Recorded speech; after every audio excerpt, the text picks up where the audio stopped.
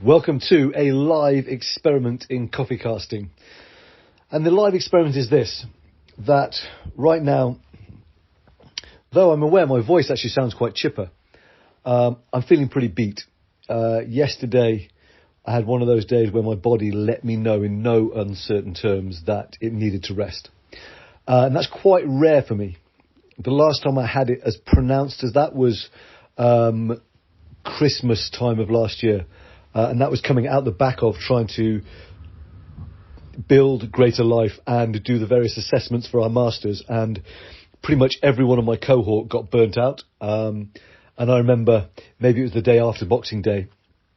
I tried to get out of bed and I literally couldn't. My body was just like, no, you are lying back down until until we let you get up.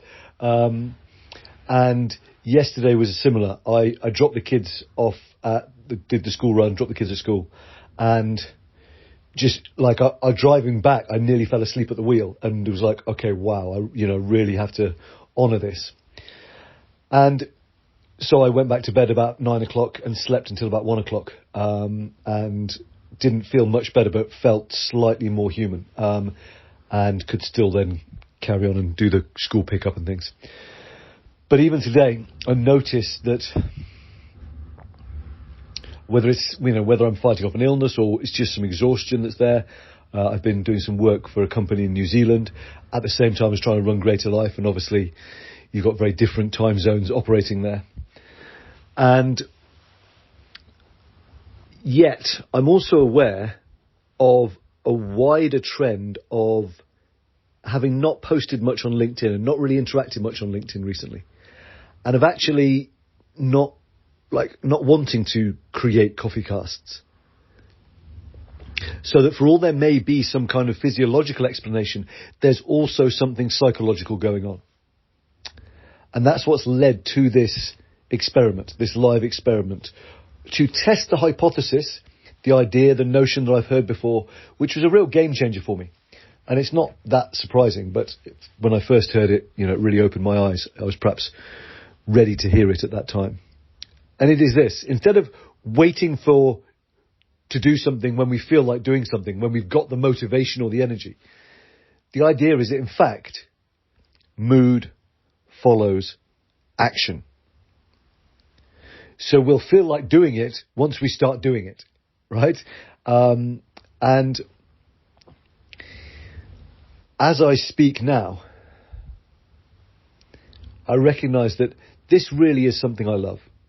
I really love creating podcasts, and one of my hobbies is diving down kind of alternative history and, what some would label conspiracy, but for me there's way too much reality in that genre for me to be lazy enough to call it conspiracy.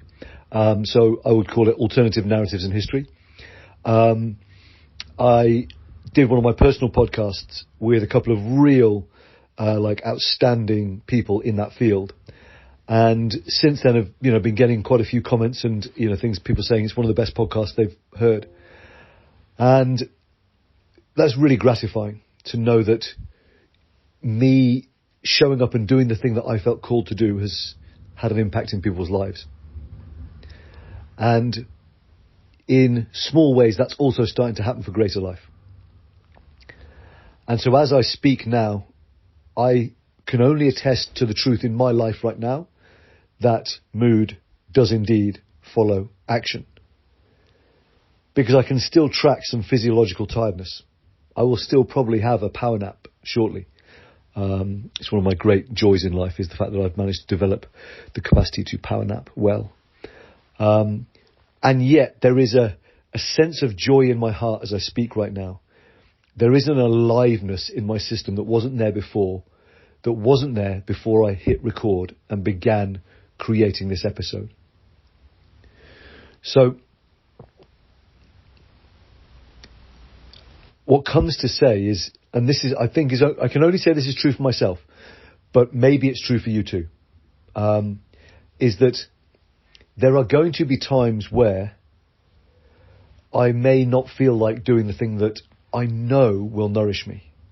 And that might be eating the right kind of food. It might be going to the gym. It might particularly be recently like, and I mentioned this on yesterday's CoffeeCast, this idea of how am I choosing to feed myself? How are you choosing to nourish your mind, your body, your heart, your soul, your spirit, right? It might be making sure that I actually take some time each day to play with my Labrador. And if it's my week with my children, to play with my children with no phones, no obstructions, no distractions. Knowing that these actually are moments of deep intimacy for me. And that deep intimacy is something that I have shied away from quite often in my life. It's been vulnerable and it's been scary. And yet it's also something that on such a deep level I need, I cherish, I love. And I guess finally here's where it all comes full circle. Is that here in sharing these coffee casts with you is also an opportunity for deep intimacy, deep joy, deep wonder and awe at the unfolding of a co-creative process. Here I do not always know what I will share, what I will speak. I try to allow myself to become empty so that what needs to be spoken can come through. And that is then an experience of deep intimacy and wonder and joy. For there enters into the space between you and I a third thing. And there's been many labels for this thing over the years. For me, love is the word that most seems to work. That the great love that flows through all things.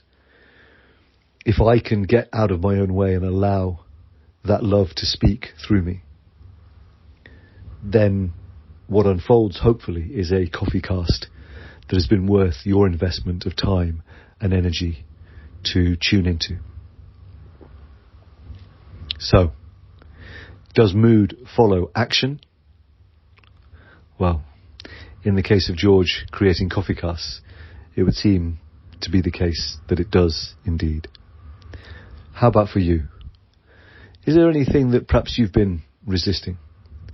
Is there anything that right now perhaps has that blend of something physiological to be honoured and something psychological to be explored? Some edges to be tested perhaps, that you may be able to get some greater clarity on if you applied this principle of mood follows action and did the thing, even just started the thing, and see what unfolds. All right, have a great day.